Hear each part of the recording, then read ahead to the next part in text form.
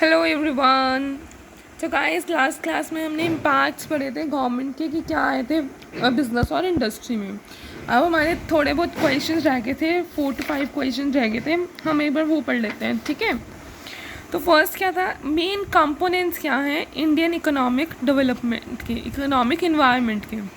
तो economic environment जो है कंसिस्ट करता है various macro level factors related to production and distribution of wealth, जिसका इम्पैक्ट किस पे आता है, बिजनेस और इंडस्ट्री पे। अब देखते हैं ये क्या क्या इंक्लूड करते हैं। स्टेजेस आती हैं इसके अंदर इकोनॉमिक डेवलपमेंट की कंट्री की, ठीक है ना, कि कौन कौन से स्टेजेस थी इकोनॉमिक डेवलपमेंट में। नेक्स्ट, इकोनॉमिक स्ट्रक्चर जो है in the form of mix economy. Economic structure जो है इंडिया का वो मिक्स इकोनॉमी की तरह है, जिसमें दोनों का रोल आता है, पब्लिक सेक्टर का भी आता है, प्राइवेट सेक्टर का भी आता है। Economic policy of the government include industrial, monetary and fiscal policy. जो इकोनॉमिक पॉलिसी है गवर्नमेंट की वो क्या क्या इंक्लूड करती हैं, industrial policy, monetary policy and fiscal policy. Economic planning क्या क्या इंक्लूड करता है, 5 year plans, growth plans, annual budgets etcetera. इन सब को आप डिटेल में ना, इंडियन इकोनॉमिक डेवलपमेंट आपकी बुक होगी इकोनॉमिक्स में, उनको सब आप डिटेल में पढ़ोगे, डोंट वरी। ये सिर्फ शॉर्ट में है, इतना इम्पॉर्टेंट नहीं है, बट फिर भी एक बार रीड आउट कर लेना, कोई दिक्कत नहीं है, ठीक है ना। इकोनॉमिक इंडेसेस, इकोनॉमिक क्या इंडेसेस करता है, national income, per capita income, disposable personal income, distribution क्या है इनकम की, जीडीपी ग्रोथ रेट क्या है, सेविंग और इन्वेस्टमेंट का रेट क्या है, एक्सपोर्ट एंड इंपोर्ट की वैल्यू क्या है, बैलेंस ऑफ पेमेंट कितना है, ठीक है। इंफ्रास्ट्रक्चर फैक्टर्स में क्या क्या आएगा, financial institution, banks, mode of transportation, communication facilities कैसी हैं, ठीक है। Next, what were the main feature of Indian economic environment. अब क्या मेन फीचर थे इंडियन इकोनॉमिक इन्वायरमेंट पे कब, at the time of independence है। तो इकोनॉमिक जो थी इंडिया की वो कैसी थी, एग्रीकल्चर थी एंड रूरल थी। 70% लोग थे ना वो कहाँ पे काम करते थे, एग्रीकल्चर, ठीक है ना। Production was carried out using irrational low productivity techniques. अब जो एग्रीकल्चर में प्रोडक्शन होती थी या वैसे भी इंडस्ट्री में प्रोडक्शन होती थी, उसमें क्या जो लो प्रोडक्टिविटी टेक्निक्स थी ना वो यूज़ करते थे। क्यों, क्योंकि इंडिपेंडेंस के टाइम तो लोगों के पास इतना पैसा नहीं था ना कि वो इतनी ज़्यादा हाई टेक्नोलॉजी को यूज़ कर सकें।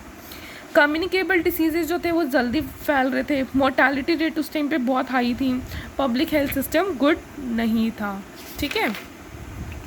Next, what were the main objective of the development plans followed by the government. अब क्या ऑब्जेक्टिव्स था कि गवर्नमेंट ने फॉलो करा प्लान्स को डेवलप करने के लिए इंडिपेंडेंस के टाइम पे। Immediately after independence government of India made some develop. Immediately independence के बाद, तुरंत बाद गवर्नमेंट जो थी इंडिया की उसने कुछ डेवलपमेंट प्लान्स बनाए थे। तो मेन फीचर्स क्या थे उस प्लान्स के एंड पॉलिसीज़ के, जो इम्पोर्टेंस किसको दे रहे थे, पब्लिक सेक्टर को, सेंट्रल प्लानिंग को, और कंट्रोल कर रहे थे कुछ इंडस्ट्रीज़ को स्टेट के थ्रू। तो इसके मेन ऑब्जेक्टिव क्या थे, ये क्या इनिशिएट कर रहे थे, to initiate rapid economic growth. क्या इनिशिएट कर रहे थे कि जल्दी से जल्दी इकोनॉमी की ग्रोथ हो, ताकि क्या रेज हो सके, स्टैंडर्ड ऑफ लिविंग, अनएम्प्लॉयमेंट और पॉवर्टी रिड्यूस हो सके। Next, to become self reliant यानी कि खुद का काम, जैसे कि खुद का बिजनेस करने की सोच रहे थे लोग, तो इससे क्या हो रहा था, सेट कर रहे थे स्ट्रॉन्ग इंडस्ट्रीज़ जिसमें हैवी और बेसिक इंडस्ट्रीज़ भी आती हैं, ठीक है। नेक्स्ट, रिड्यूस कर रहे थे inequalities of income and health. मतलब पहले क्या होता था, लोगों में बहुत इनइक्वालिटी थी कि जेंडर कास्ट बेस की बेसिस पे इनकम दी जाती थी, उनसे बात की जाती थी, तो वो इनइक्वालिटी को रिड्यूस करा जा रहा था। Adopt a socialist pattern of development, adopt करे थे सोशलिस्ट पैटर्न ऑफ डेवलपमेंट, किसके ऊपर बेस्ड था, इक्वालिटी के ऊपर, और क्या एक्सप्लॉइट कर रहा था, मैन बाय मैन, ठीक है ना, उसको प्रिवेंट कर रहा था एक्सप्लॉइटेशन को, कि एक ही बंदा दूसरे बंदे को एक्सप्लॉइट कर रहा है, तंग कर रहा है, हरास कर रहा है, तो उसको क्या करना है, प्रिवेंट करना, ठीक है। ये ऑब्जेक्टिव्स थे। Next, what were the element of the economic crisis situation face by India in June 1991। अब कौन कौन से एलिमेंट थे जो इकोनॉमिक क्राइसिस के ड्यूरिंग इंडिया को फेस करने पड़े थे जून 1991 में। फिस्कल डेफिसिट हो गया था, जीडीपी कहाँ पहुँच गया था, 6.6% पे। इंटरनल डेट यानी कि इंडिया का खुद का अंदर ही इंडिया से ही उधार बहुत ज़्यादा हो गया था, जो 56% तक पहुंच गया था। इंपोर्ट कम हो गया था, एक्सपोर्ट 1.5% से भी कम हो गया था। Agriculture, food grains, industrial production जो ये था नेगेटिव ग्रोथ रेट दिखाना शुरू हो गया था, 2.8%, फिर -5.3%, फिर -0.1%। ठीक है। इन्फ्लेशन रेट, प्राइजेस हाई होने लग गए थे, वैल्यू डिक्रीज हो गई थी, किससे? डॉलर से। ठीक है ना। फॉरेन एक्सचेंज रिसोर्सेज भी कम हो गए थे, और जो हमारी कंट्री की क्रेडिट वर्दिनेस थी कंट्री की, वो कम हो गई थी। तो इसीलिए फॉरेन के लोग भी हमारी कंट्री को पैसा देने के लिए रेडी नहीं थे। तो इंडिया जो था एक डिफ़ॉल्टर बन गया था, was on the verge of becoming defaulter. तो इसीलिए as a result SBI and RBI sold and pledge gold. तो इसीलिए RBI ने और SBI ने सोल्ड कर दिया था, और अपना जो गोल्ड था हमारी कंट्री का वहाँ गिरवी रख दिया था। कहाँ पे? इंटरनेशनल मार्केट में, ताकि वहाँ से हमें कुछ पैसा मिल सके और इंडिया का हम ग्रो कर सकें। ठीक है। Next, explain some of the early reforms measures taken by the Indian government to manage economic crisis। अब क्या गवर्नमेंट ने ऐसे मेजर्स लिए जिससे इकोनॉमिक क्राइसिस ठीक हो सके? न्यू इंडस्ट्रियल पॉलिसी की अनाउंसमेंट की जुलाई 1991 में।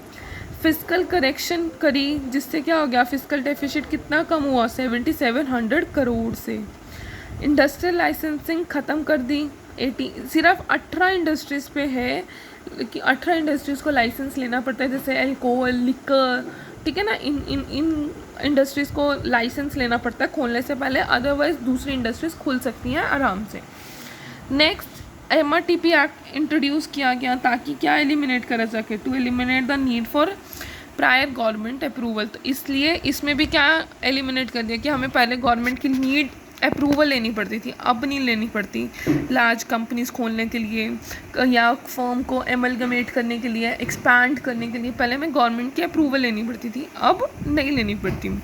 9 areas in basic and core industries were open for private sector which were earlier reserved। अब 9 एरियाज़ ऐसे थे इंडस्ट्रीज़ के जो प्राइवेट सेक्टर के अंदर आने लगे थे, पहले कहाँ आते थे? पब्लिक सेक्टर में। जो हमने गोल्ड प्लेज किया था SBI और RBI ने इंटरनेशनल मार्केट में से, वो हमने वापस ले लिया था इंटरनेशनल मार्केट से। जो फॉरेन इक्विटी होल्डिंग थी वो हमने लिमिट कर दी थी 40 to 50% में। फॉरेन इन्वेस्टमेंट प्रमोशन बोर्ड हमने सेट कर दिया था। इंपोर्ट के ऊपर लाइसेंस हमने एलिमिनेट ख़त्म कर दिया था। Liberalise exchange rate system, management system, ये हमने इंट्रोड्यूस करा था ताकि हम फॉरेन एक्सचेंज को मतलब फॉरेन करेंसी को जब अगर नीड हो तो एक्सचेंज कर सकें ईजीली। ठीक है। लास्ट इज मेन फीचर्स क्या थे न्यू इंडस्ट्रियल पॉलिसी के, जो गवर्नमेंट ने अनाउंस करी थी जुलाई 1991। First, delicense. गवर्नमेंट ने क्या करा था? नंबर ऑफ इंडस्ट्रीज़ कितनी थी जिनको लाइसेंस लेना पड़ता था?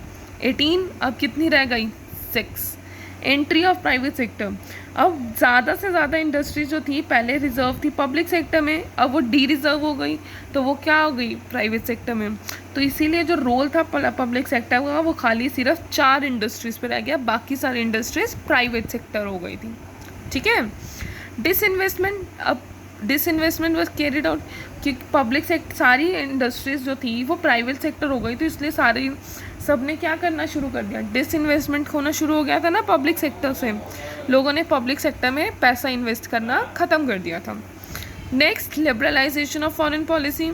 पॉलिसी जो थी टुवर्ड्स फॉरेन कैपिटल वो लिबरलाइज हो गई थी, और फॉरेन इक्विटी जो रेज हो गई थी वो 100% तक, पहले कितनी हुई थी? 40 to 51%, अब सीधा 100% तक।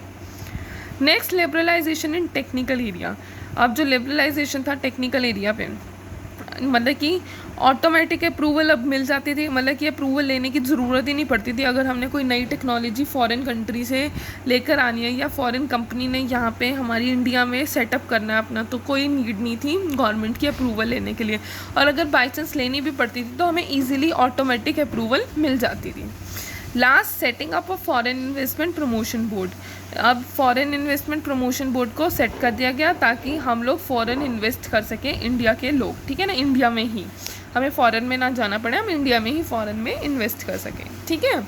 तो इससे हमारा ये चैप्टर ख़त्म होता है। कोई भी डाउट हो तो प्लीज़ मुझसे पूछ लेना। ठीक है। नेक्स्ट चैप्टर हम नेक्स्ट क्लास में स्टार्ट करेंगे। Thank you.